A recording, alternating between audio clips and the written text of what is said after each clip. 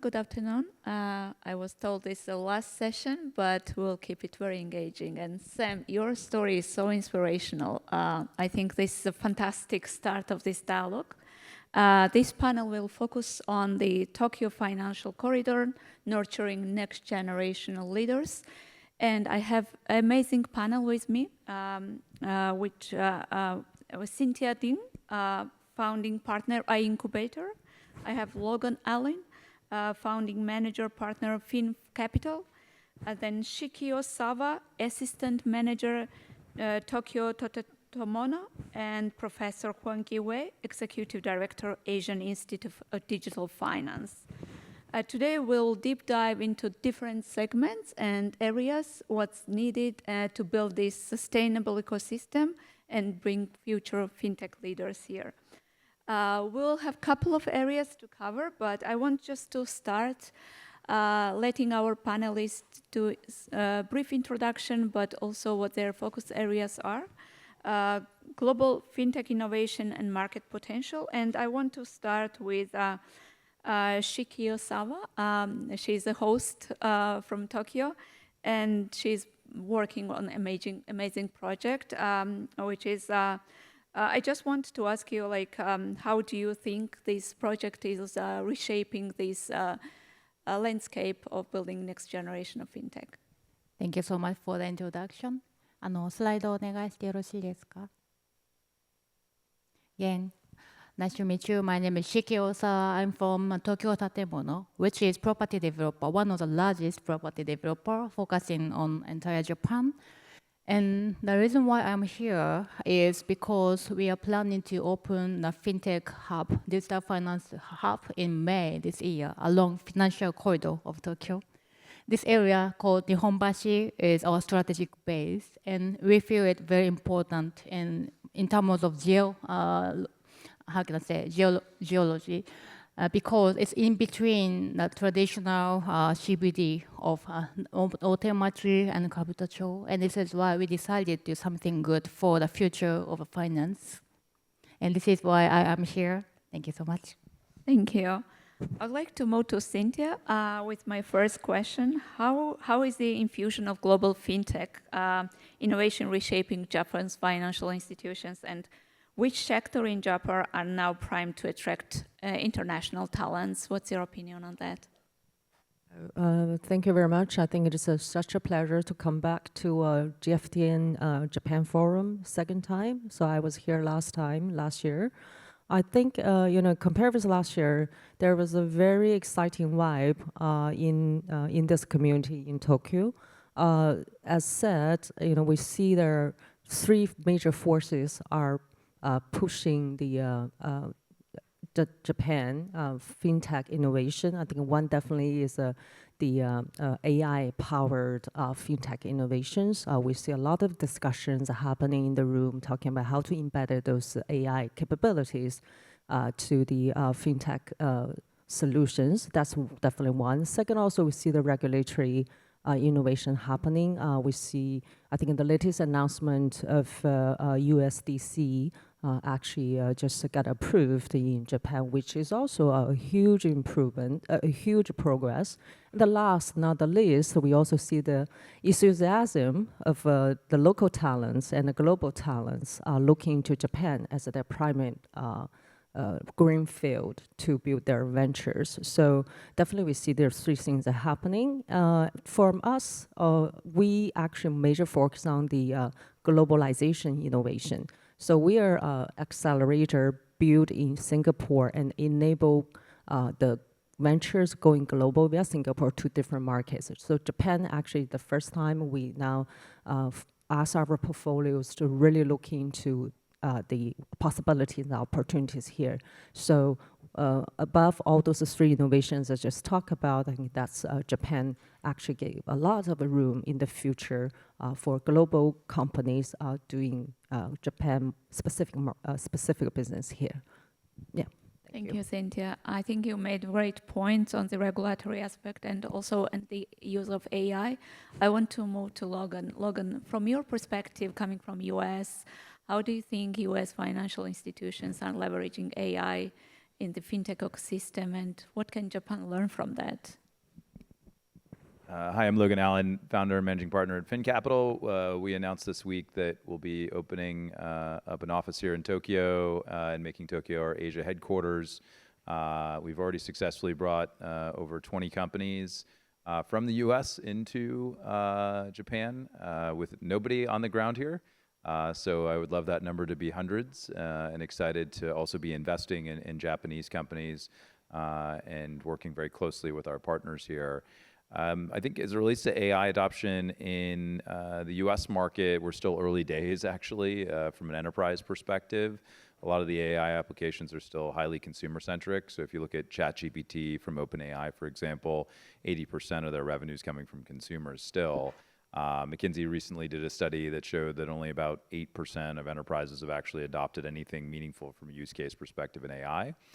Key part of that is actually just regulatory headwinds and actually being able to deploy AI on premise inside of mainframe technology, which actually is very difficult from a technical perspective, and then also using private clouds. And so one of the companies that has accessed the Japan market and is live here with several of our partners and is making headway in that regard is called Articulate. And they are trying to help deploy AI using middleware and orchestration technology on premise, which we think is incredibly important.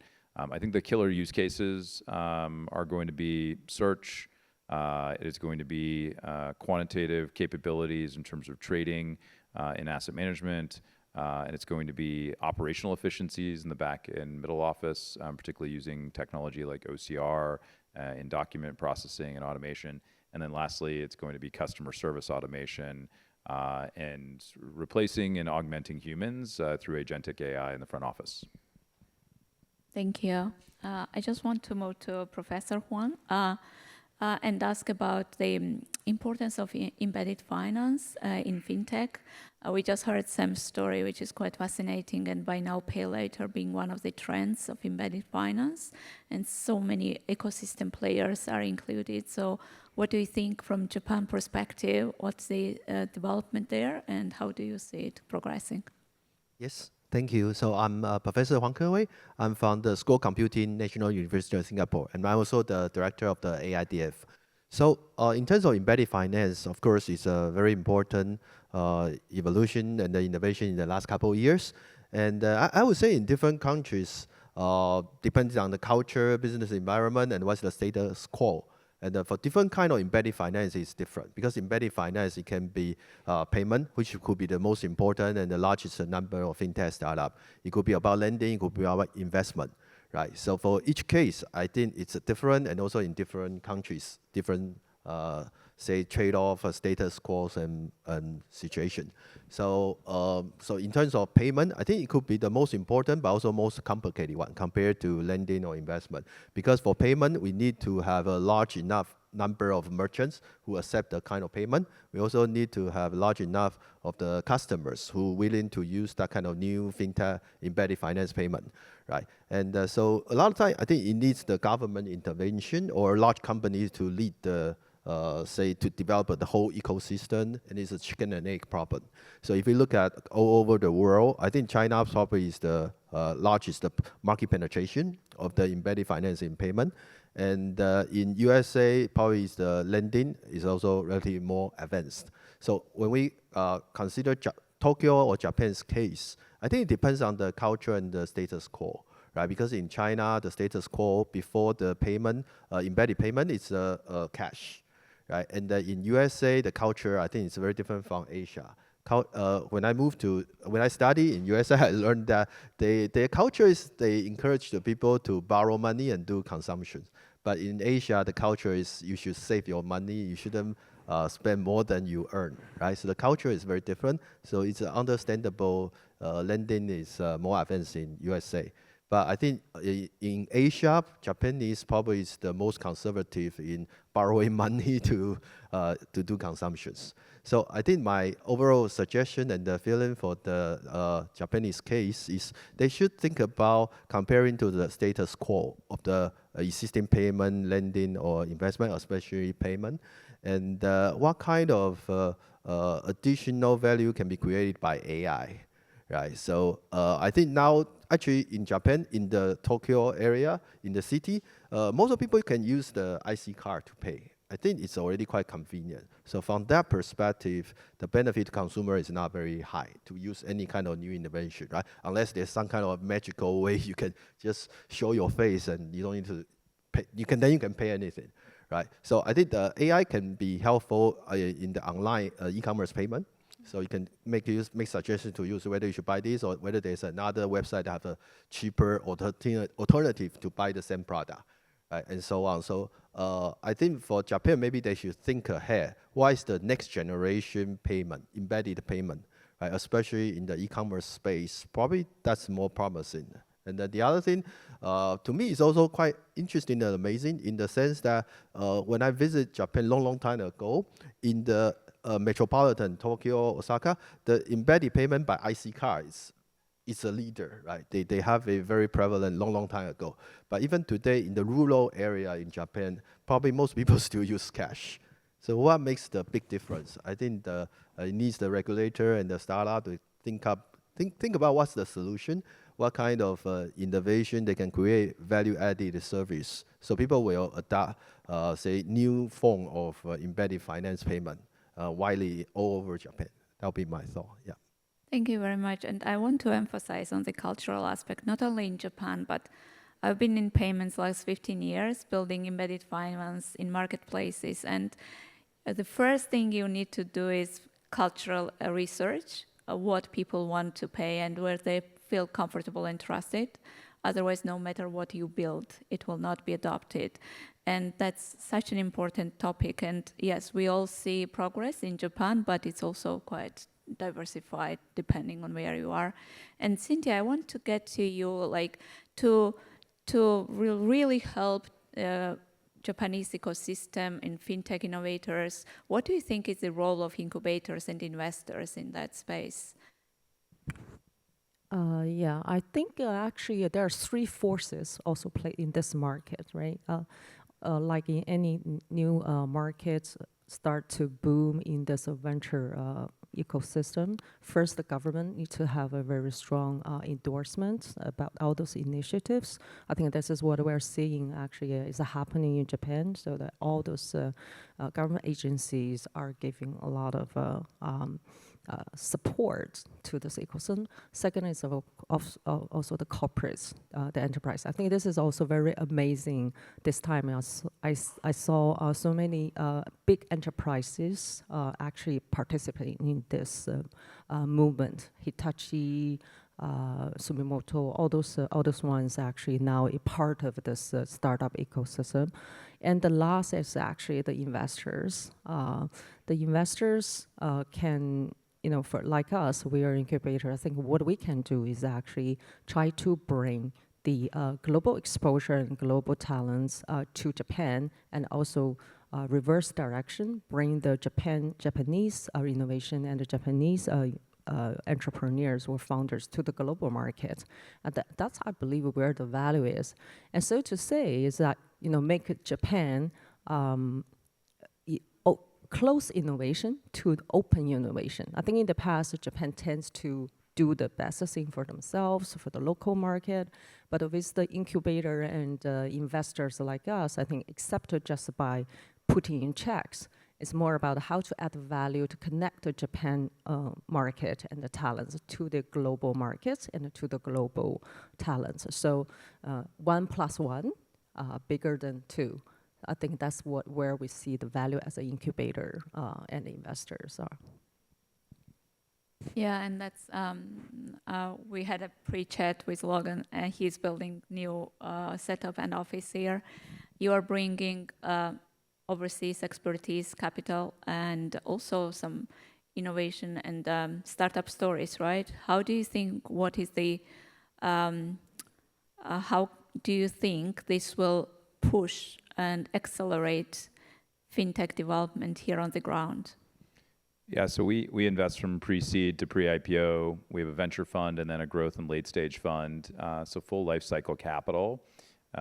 We invest in the US, UK, Europe, Israel, LATAM, and now Asia, and we're focusing on Japanese and Singaporean headquartered companies. Our view on this market right now is that it's at an inflection point. You had about 18 billion of venture capital deployed last year. That was a 40% growth year on year from 2023. So 18 billion of venture. That's still small relative to obviously the US market, but it's growing. And 45% of that was from outside of Japan. So 45% was foreign investment into Japanese fintech, or Japanese venture, I should say. Unfortunately, 85% of that was corporate capital. So only 15% of the money deployed in venture last year was from financial investors. So we need to have more financial investors in the Japanese market to create the right types of long-term incentive alignment and behaviors from founders. And we also need to modernize the private markets. That's going to include how private market equity is treated, both from a founder incentive perspective, but also from an investor incentive. So for founders, that should be 83B elections where they don't have to pay long-term capital gains ultimately, or a much lower tax on their ultimate gains. For investors, that's qualified small business stock as we use in the US, and there's equivalents in other countries. And then we need a healthy secondaries market, because right now the incentives for founders is to IPO as quickly as humanly possible, exit at the IPO, and view that as the end of the journey. So we need to incentivize founders here to take bigger swings, build bigger companies, stay private for longer, which means there's got to be growth equity capital, there's got to be financial investors, and obviously the regulatory support and culture needs to evolve, which I'm seeing it certainly happen. So I think we're at an inflection point of all those things, and it's an exciting time to be entering this market and supporting the journey here for the private markets in Japan, and more particularly fintech. And in fintech, we're big believers in B2B fintech software. We don't invest in direct to consumer or direct to small business. Those two waves have certainly happened and are maturing here. The B2B wave, we believe, is only just getting started. Thank you. And honestly, I was here last year as well, and I can feel the progress and the depth of conversations we have this year is completely different. It's more execution and action driven rather than conceptual, which is great move. And with that, I want to move to Shiki. You are building basically urban infrastructure and real estate to facilitate. And I think we all know, whoever been in a startup shoes or works with startup, it's super important to have the ecosystem and the environment right. And real estate and urban and smart street is pretty much facilitate on that. How do you plan to, what's your contribution in that sense, and what is your vision?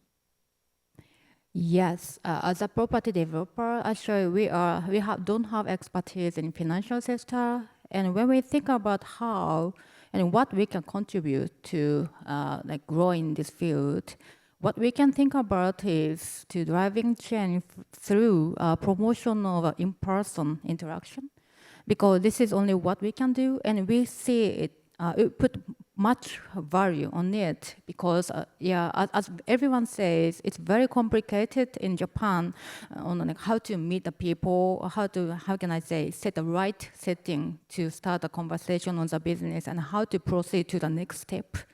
We'd like to build a bridge between that of global ecosystem with that of domestic ones. And domestic ones includes not only startups, but also the large companies, because large companies also have some of the issues about communication and connecting channels and so on. And by providing some most effective functions, like training and anything, we'd like to contribute to solving this kind of issues. Thank you. That's quite significant in that sense. So, Professor, I want to touch, we have been talking about financial inclusion aspect as well, and also on AI. Logan just emphasized also the importance. How do you see these two merging and making difference, especially from Tokyo, like AI in this theme of financial inclusion? Thank you.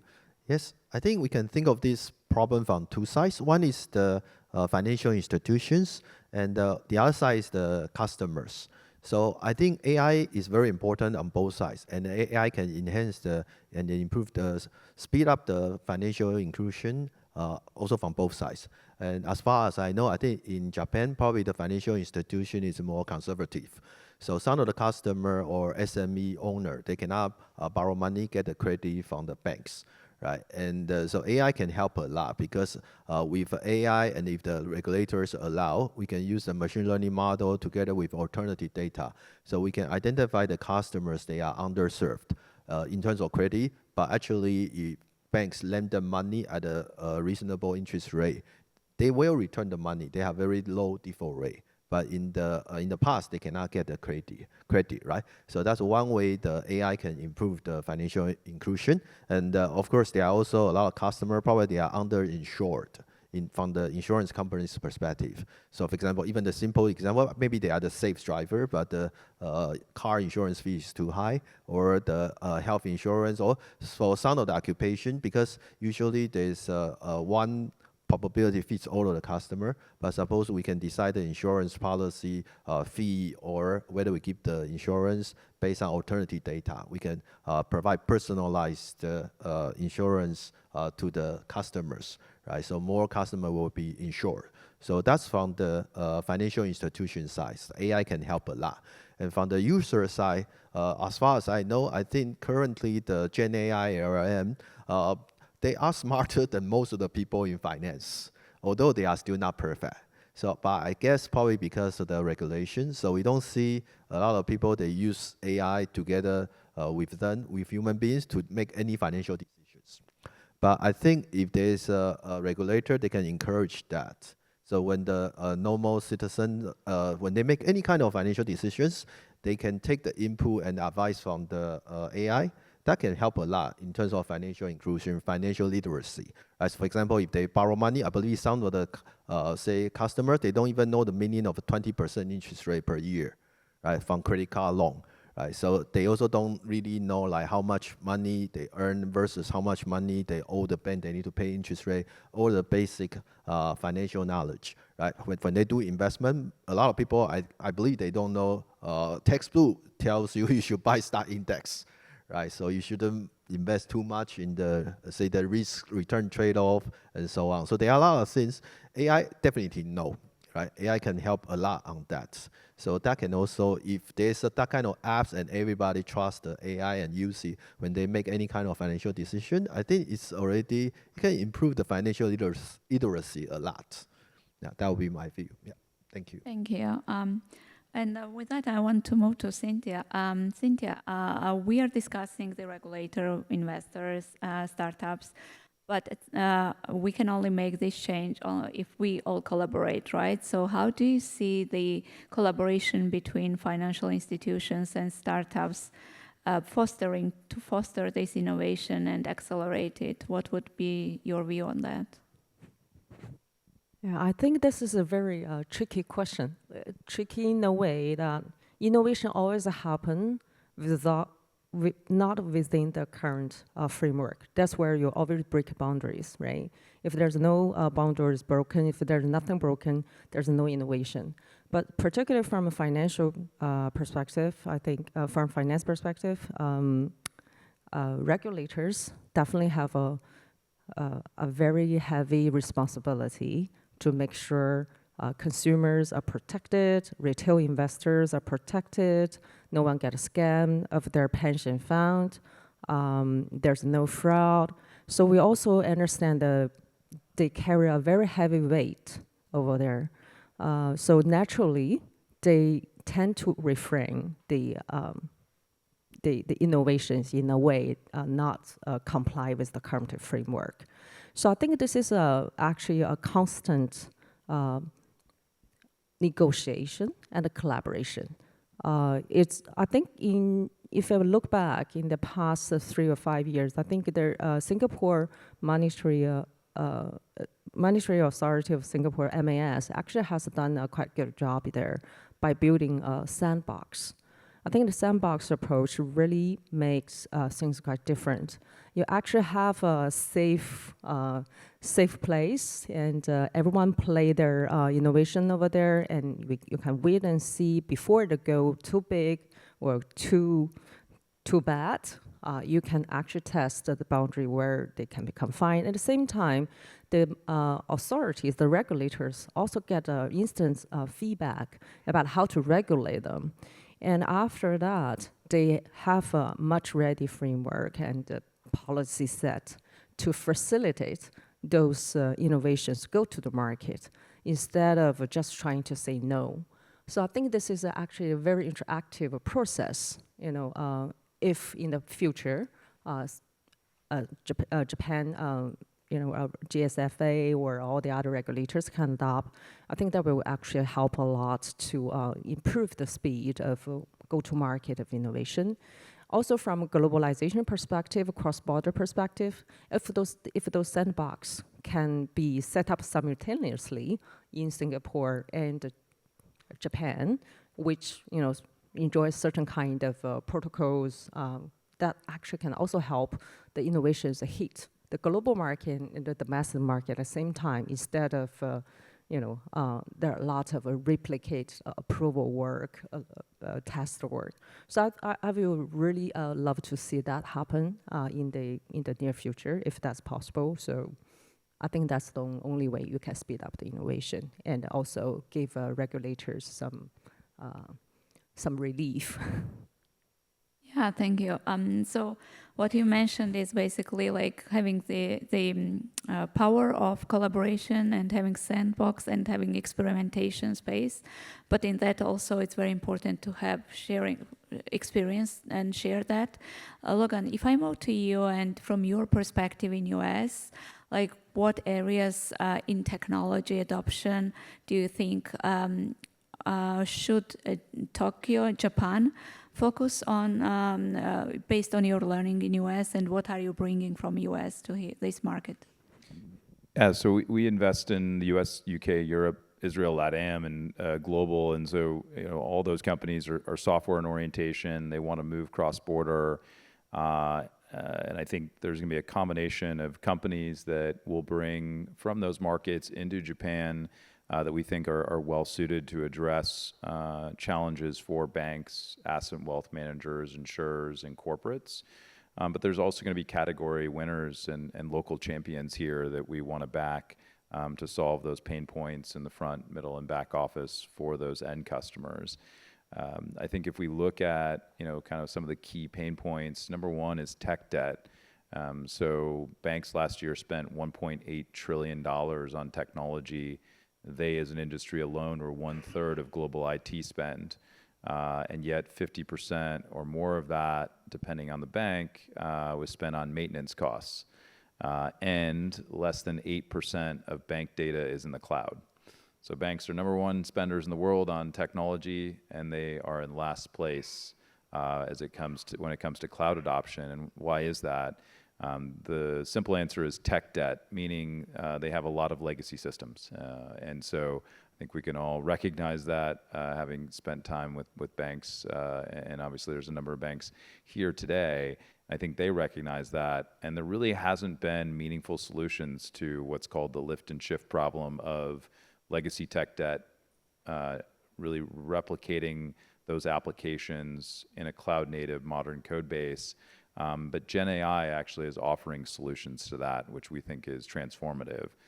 So we have a company called Mechanical Orchard working on that very problem, using Gen AI to integrate with legacy systems and replicate that system in real time in a private cloud, and then decommission that system. And that system, order of magnitude, could cost tens of millions of dollars to maintain, versus in the cloud where it might cost hundreds of thousands of dollars.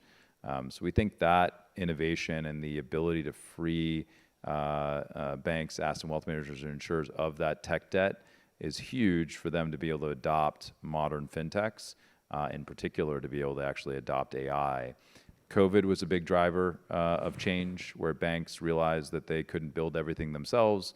They couldn't send people into bank branches or into call centers or get their technology teams together in practice. They needed to adopt third-party software. So the adoption of third-party software inside of banks and FIG grew threefold from pre-COVID to post-COVID. And now we're seeing, obviously, the rise of Gen AI and the realization that they can't build Gen AI themselves, and there's a need to adopt that. So I think tech debt elimination, migration to the cloud, and modernization of tech stacks are the key things that we would want to see, and we're very actively looking to help our partners here in Japan evolve to. And then, I think obviously keeping pace with the direct-to-consumer, direct-to-small business fintechs that are nipping at their heels. And that means that they've got to invest also in front office technologies and catering to the next gen of end users. Thank you. Shiki, in many financial hubs, we see using smart city technologies to facilitate this collaboration. How do you think Tokyo can use AI and emerging technologies to build this infrastructure, especially from real estate point of view? Yes.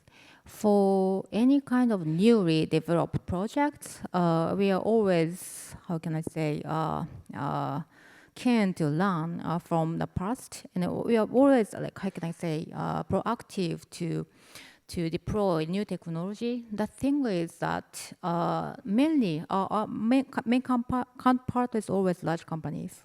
Like someone mentioned Hitachi, and because we have so many companies to deal with as a developer, we tend to choose the company with high track record, with long-term relationship. Maybe we don't really know what's going on behind. Behind means that, like, right now, startups are very active in deploying new technology, new businesses. And what we can do is to promote collaboration between large companies and startups, utilizing our existing resources, such as space, relationship between us and other providers by efficient way. Like, sometimes it needs to be informal, because in Japanese, formal session is always in time. Usually we are requested to provide agenda in advance and the name of attendees, and everything is well organized. There's no time for discussion, innovative or creative, how can I say, brainstorming sessions or any other ideas to be put in.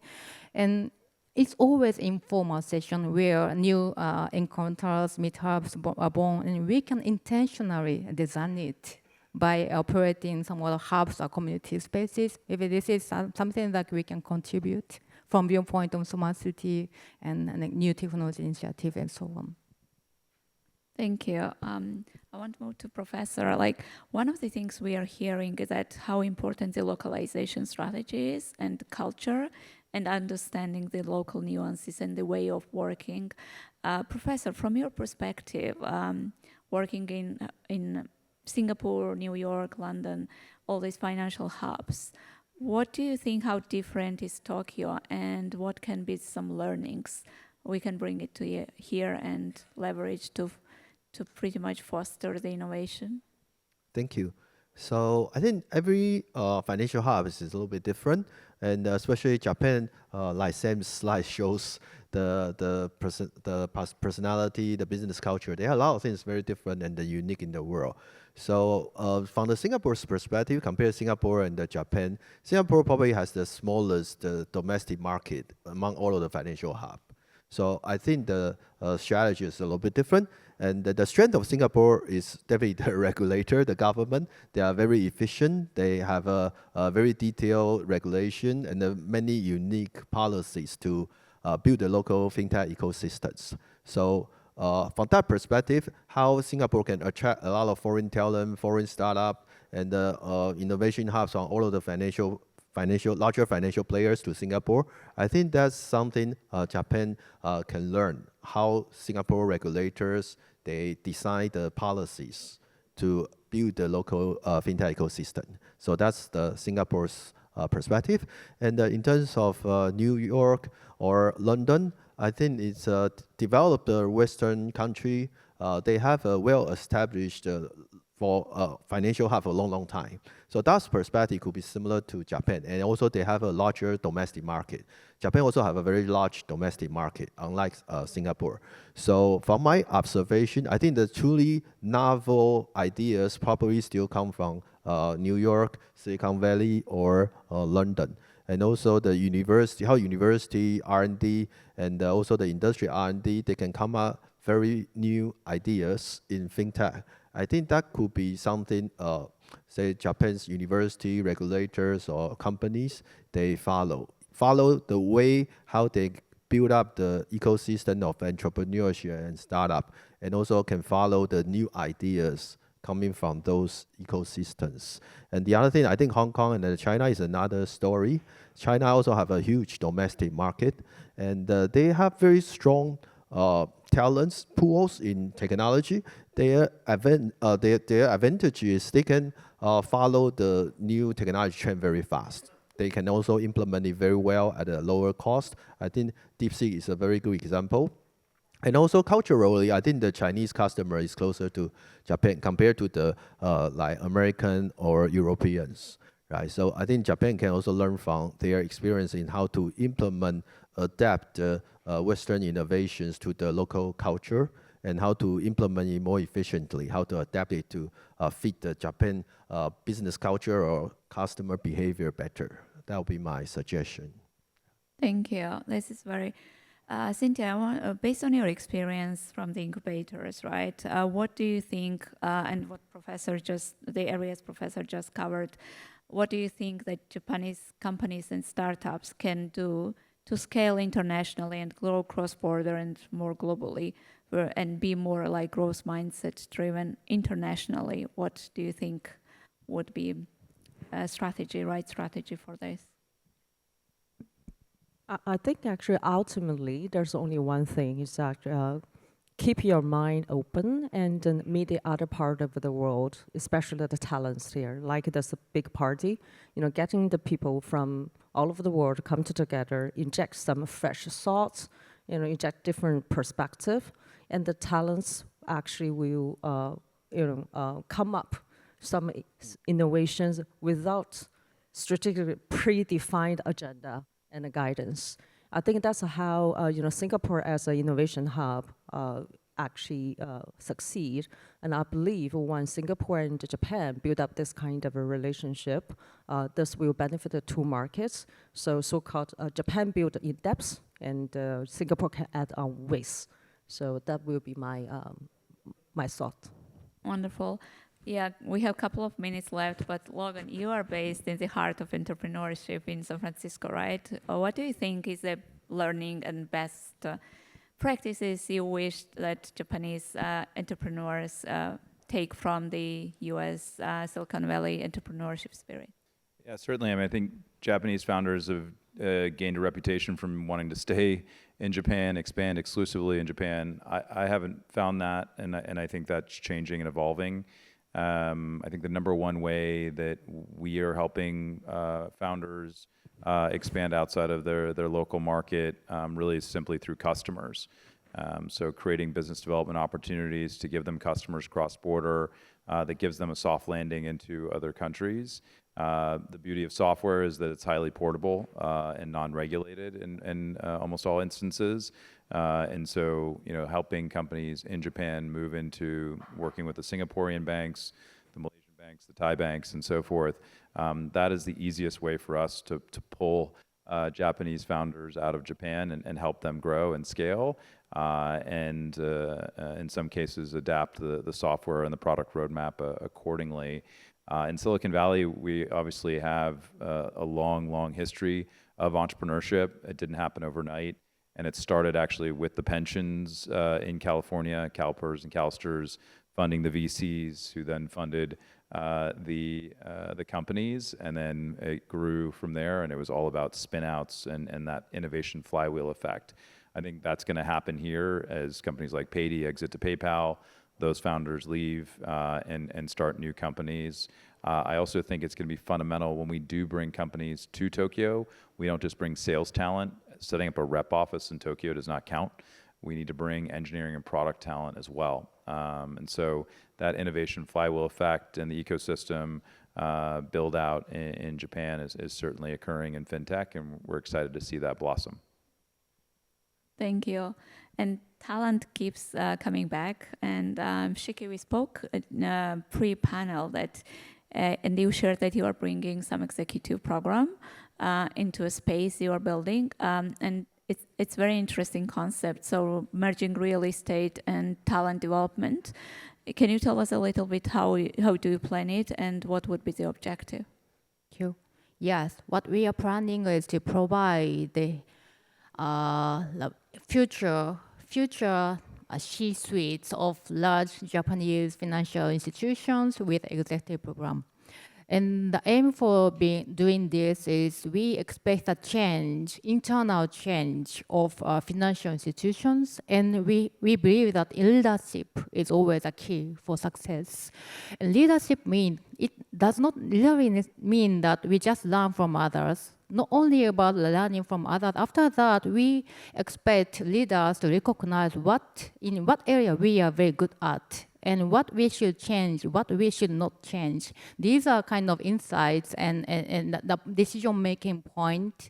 And we really expect them to learn from others and also gain insight. And we are thankfully partnering with AIDF for this initiative. So we are very much looking forward to starting this initiative in May this year.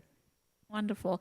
Professor, as a final note, do you think there is any policy changes needed to facilitate this talent exchange and cross-border collaboration? Yes. So I think in Singapore, one thing unique is I think all over the world, there's a gap between university and the industry. So in Singapore, the government is trying to close the gap, both in terms of research and education. So I think that's also one thing in Japan. Maybe the government can try to change the regulation and the policy a little bit to incentivize university to do more collaboration with the industry. Especially traditionally, Japan, I think is leading and very strong in engineering, especially in hardware and the auto manufacturer. But in software and the finance innovation, it's not as strong as the electronics and the auto manufacturer, right? So I'm not sure what's the detail, but I think the government maybe can do something more to encourage the professor, both in research and education, to close the gap between university and the industry. That would be my... Wonderful, thank you. We are just on time. Thank you so much for this amazing panel. And to summarize, it's all about collaboration, being open and being cross-border, and just experiment as much as possible within regulated space. Thank you very much. Thank you.